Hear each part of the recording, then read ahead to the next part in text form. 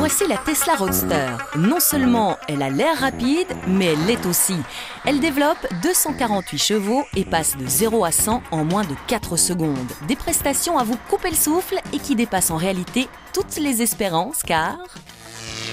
La Tesla est 100% électrique. Là, elle a chargé toute la nuit.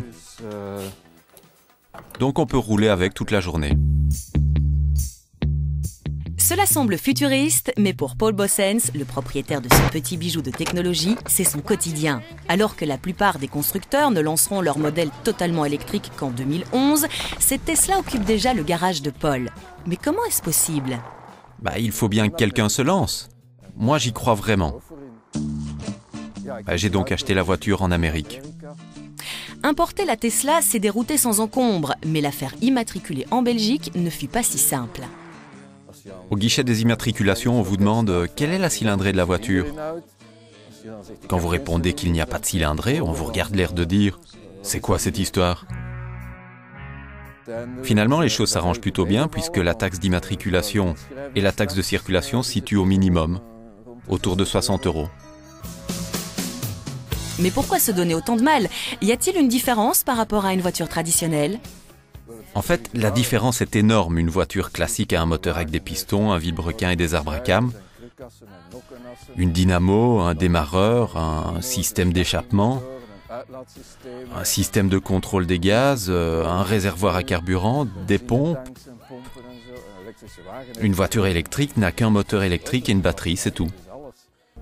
Plus simple et plus écologique, car si vous utilisez de l'énergie verte, la Tesla ne rejette pas le moindre gramme de CO2. Oui, rouler de façon sportive autant qu'on veut sans polluer, ça procure un sentiment agréable. Rien que cette idée, c'est une sensation spéciale. Et pour ce sentiment particulier, il faut évidemment débourser pas moins de 100 000 €.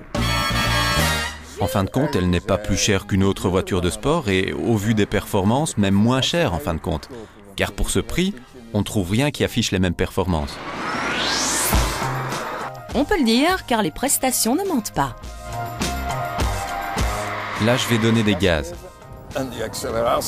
Cette accélération est vraiment énorme et instantanée.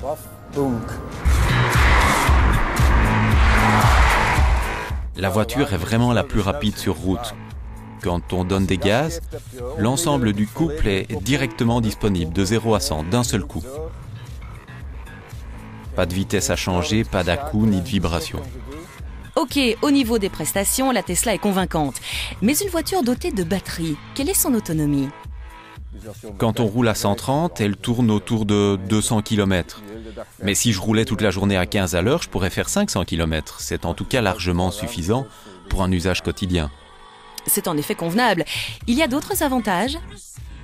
Au final, elle roule de la même façon qu'une voiture ordinaire, mais pourtant assez différemment. C'est simple, efficace, silencieux. C'est une mécanique très simple qui ne nécessite que peu d'entretien. Et il y a tellement peu de pièces. Rien ne peut vraiment se casser. Le prix est actuellement encore un peu élevé, mais le but est aussi de prouver que la technologie est là et qu'il s'agit maintenant de l'appliquer à grande échelle. C'est révolutionnaire, mais c'est disponible tout simplement. Ils devraient tous s'y mettre. C'est tellement simple et tellement facile. C'est possible. Révolutionnaire, c'est bien le mot. Avec la Tesla Roadster, la voiture électrique est une réalité.